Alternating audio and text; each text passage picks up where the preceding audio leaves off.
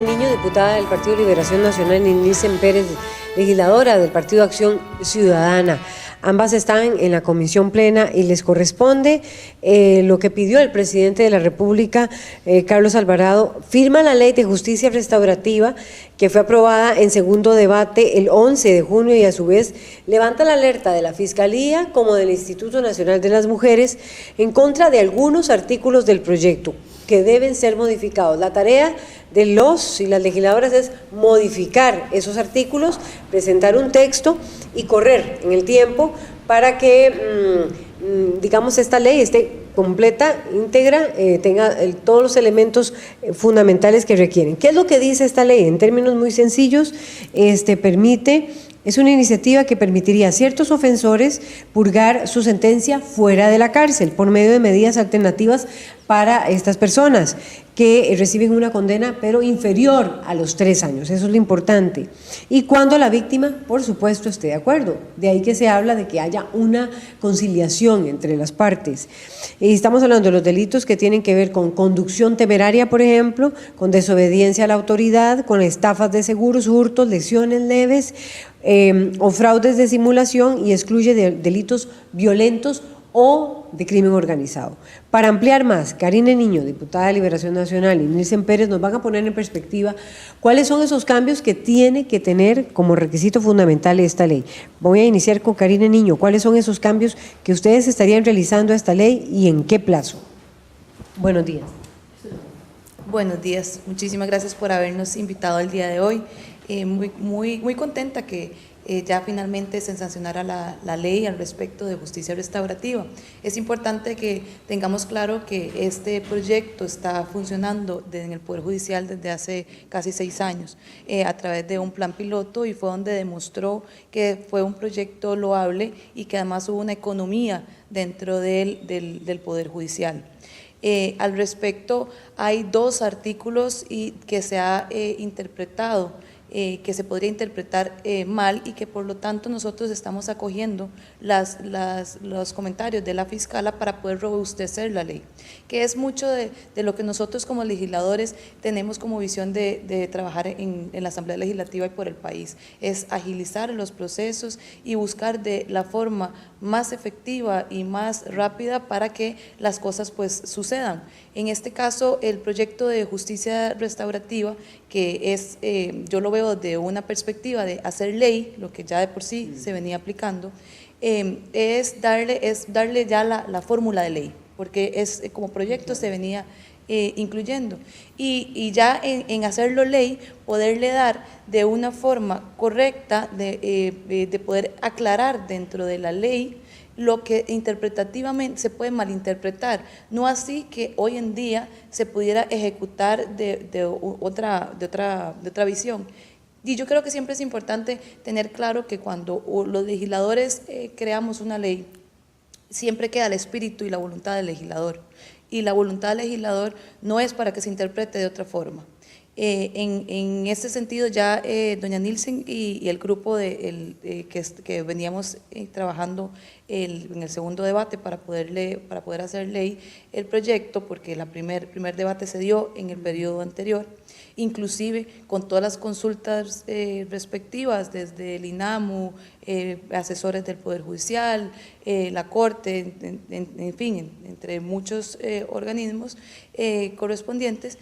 Nosotros en segundo debate lo aprobamos en su mayoría con 18 diputados a favor, y con el compromiso de poder corregir de manera que se puedan malinterpretar los artículos, 2 artículos que la fiscala había indicado. No así da autorización, ¿verdad?, a que el ministerio vaya a utilizar en su propio menoscabo una mala interpretación.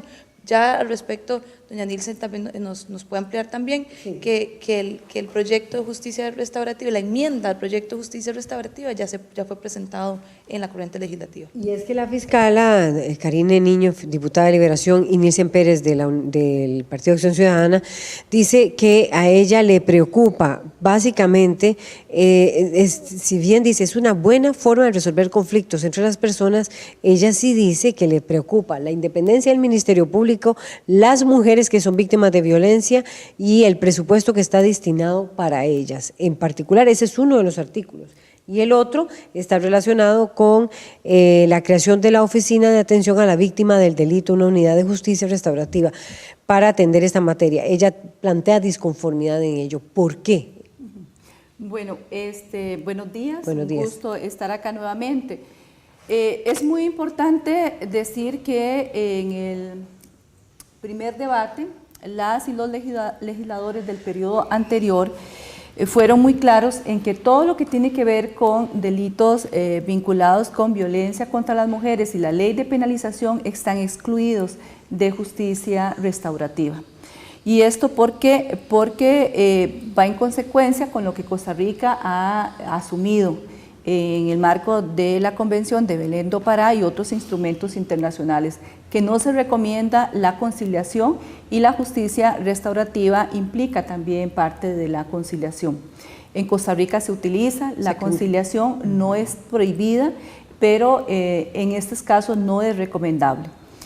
Pero esto yo, digamos, hago énfasis porque cuando yo conocí este expediente era asesora, y una vez que nos enteramos de la advertencia de que eso estaba pasando, buscamos el expediente, comenzamos a negociar que definitivamente violencia contra las mujeres no forma parte de justicia restaurativa. No es para conciliar. No, no es para conciliar. Pero conciliar. ¿por qué entonces si hay que reformar artículos? Yo sí quiero ahí decir, el grupo de legisladoras y legisladores anteriores quitó violencia y todo lo que tiene que ver con penalización de la violencia de justicia restaurativa. Lo quitó de su artículo 14, pero en el artículo 55 quedaron 2 incisos vinculados a este tema. Y uno dice que es que crear los equipos psicosociales especializados en el tema de género para valoración y atención integral de las víctimas de las oficinas víctimas de los delitos de penalización de la violencia. Claro, ahí está. Entonces, lo que tenemos, y también dice que crear programas y servicios para la atención de las personas ofensoras por estos delitos. Entonces, lo que no se hizo fue haber quitado, digamos, haber vinculado el artículo 14 con el artículo 55. Entonces, nosotras, y así lo dijimos, estamos total y absolutamente claras y claros de que violencia contra las mujeres no forma parte de justicia restaurativa, y por eso el gran compromiso de que esto hay que modificarlo, es, digamos, limpiar. Habría que eliminarlo. Para efectos de principios, para efectos de interpretación, es clarísimo que no va, pero hay que eliminar estos 2 artículos. Ahora, hay una parte que sí se había negociado y nosotros la respetamos, que es en el caso de la violencia patrimonial, mientras no haya un daño material a los bienes y un daño, por supuesto, físico a las personas. Que eso sí se aceptó dentro de justicia restaurativa. Está la violencia patrimonial, pero está incluida. ¿Que podemos definirla cómo para efectos de nuestros vamos seguidores? A ver que por enojo yo me llevo la plancha o me llevo la máquina de coser, que además era de la abuela y que era muy importante para mí. Entonces, si yo lo que necesito es recuperar, porque era muy importante para mí ese artículo, y en la conciliación lo que yo quiero es recuperarla, yo no quiero que el otro vaya a la cárcel, yo lo que quiero es recuperarla. Correcto, ahí se permite negociar una herramienta esa conciliación para el trabajo. Sí. En la violencia patrimonial, pero no así, es decir, habría que eliminar entonces artículos, esos incisos, para que no haya conciliación en temas de violencia es decir, doméstica. En este momento no se permite la conciliación, pero hay 2 artículos que lo permitirían. No, hay 2 incisos. Esos 2 incisos son de la Oficina de Atención a las de Justicia Restaurativa, que están dentro de las funciones. Entonces, al eliminarlos, queda absolutamente claro que ellas no tendrían por qué hacer funciones de este tipo porque la ley no le está dando esta competencia. Esa es posibilidad. La otra que quiero preguntarle a Karina Niño, diputada de Liberación, es también la argumentación de la fiscala en el sentido de que el Ministerio Público tiene oficinas, dice ella, que no ejercen la acción penal como lo es la Oficina de Atención a la Víctima del Delito. ¿A qué se refiere con ello la fiscala general Emilia Navas? ¿Cuál es la duda que ella tiene en torno a el papel o lo que afectaría la independencia del Ministerio Público? Bueno, ahí serían dos áreas totalmente independientes. Yo quiero también acotar a lo que comentó Nielsen, que es importante que en todo proceso penal existe la etapa conciliatoria, o sea, ya de por sí existe la etapa conciliatoria.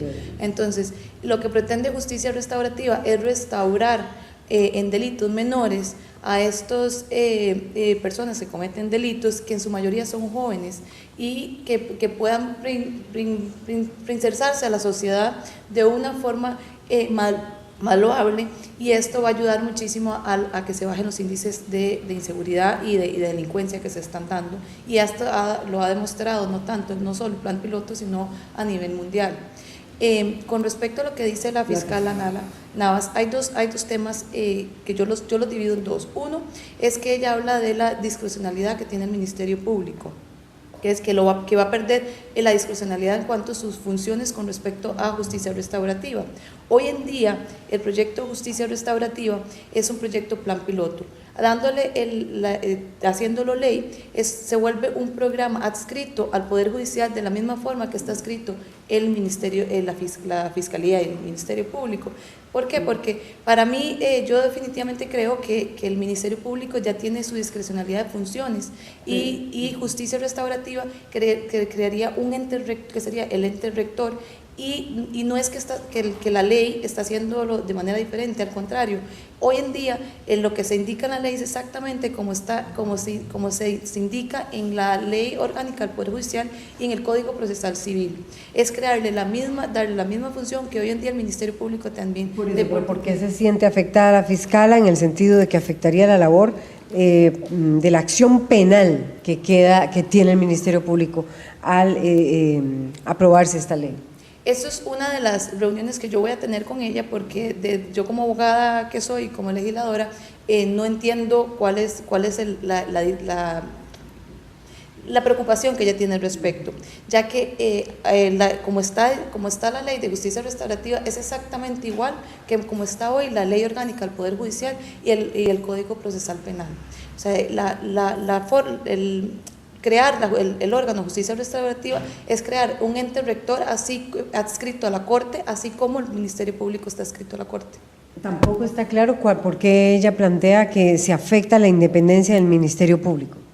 No, a mí personalmente no me queda claro cuál es la discrepancia ya en respecto a esto, porque no se afecta, a mi criterio no se afecta el Ministerio Público en este tema, porque el Ministerio Público va a seguir haciendo su acción penal como lo hace actualmente. Acusando, ¿verdad? Exactamente. Acusa, es el órgano que le corresponde investigar y acusar. Exactamente, poniéndolo en términos más normales, esa es la función que tiene el Ministerio Público. Su función no se quita, sigue siendo su misma funcionalidad. Entonces, en ese sentido, más bien, la ley lo que hace es transcribir lo que ya de por sí, por ley, tanto en la Ley Orgánica del Poder Judicial como en el Código Procesal Civil se establece, porque de todos modos el rango del Ministerio Público no es un rango constitucional, no está escrito en la Constitución Política, entonces no hay forma de vincularlo, y nosotros como legisladores no podemos ir contrarios a la ley. Sería, no sé cuánto estoy de tiempo, si ya estamos muy limitados, porque tenemos que hacer otro pase, pero lo cierto es que sería porque ¿estaría obligado el Ministerio Público o la Fiscalía a negociar antes que acusar? ¿Será esa la duda que tiene la fiscal Emilia Navas? Bueno, lo que yo al igual que Karine, creo que esto hay que profundizarlo, porque si bien la carta que nos manda el señor presidente a la Asamblea dice que algunas interpretaciones a la norma en cuestión podrían generar que el Ministerio Público quedara subordinado a la dirección. Entonces, a la dirección, perdón, ¿a cuál dirección? A la Dirección de Justicia De Restaurativa. Justicia, por eso, es lo que entonces, ella debe estar. digamos, pero algunas interpretaciones, porque también es importante decir que hay competencias funcionales. Aquí van a haber equipos de trabajadores sociales, personas psicólogas, personas que van a estar trabajando no única y que son equipos que vienen de diferentes dependencias, equipos especializados. Entonces, para mí también es importante profundizar con ella, porque el espíritu nuestro es poder dejar esto absolutamente claro. Y la propuesta que presentamos la semana pasada, honrando el compromiso que asumimos de que esto lo queremos enmendar a la brevedad posible, es también de que los recursos de la Oficina de Atención a la Víctima en materia de la Oficina para la Atención Especializada en Justicia Restaurativa no se van a utilizar para ofensores, son únicas exclusivamente para las víctimas y para los testigos. Eso está total y absolutamente claro, entonces lo que hacemos es clarificarlo aún más para que no quede ninguna duda. Y también es muy importante porque la gente cree que justicia restaurativa entonces es que para la persona que cometió una violación. No, es para las personas que es la primera vez que son digamos, acusados por cometer una infracción o un delito, y que aquella pena equivaldría a menos de 3 años y que las dos partes estén de acuerdo. Una parte no esté de acuerdo, no hay justicia restaurativa. Sí, eso es importante que quede claro. Yo creo que esto es uno de los temas principales que tiene que quedarle claro a la población. Justicia restaurativa es para los delitos menores, el que se robó una lata de atún, por ejemplo, y que puede devolvérsela al supermercado. El que como en el tema de agresión contra la mujer, el único es en el tema patrimonial, es el único, y patrimonial se refiere que se llevó la refrigeradora a la casa y para mí, para la persona es más importante, lleguemos a un acuerdo, que me devuelva la refrigeradora y que pueda restaurarse esa persona, tal vez fue su primer delito, primero, que no haya tenido ningún beneficio anterior de ninguna conciliación ni haya estado en ningún proceso penal. O sea, son temas específicamente que se puedan restaurar y esto va a ayudar que esas personas no vayan a la cárcel y que más bien salga un delincuente peor. Gracias, diputada Karine Niño, de Liberación Nacional, e igualmente la diputada Nilsen Pérez, de Acción Ciudadana, por ponernos en perspectiva lo que tienen que reformar los legisladores en torno al proyecto ya aprobado, ya ley de justicia restaurativa. Regresamos al estudio.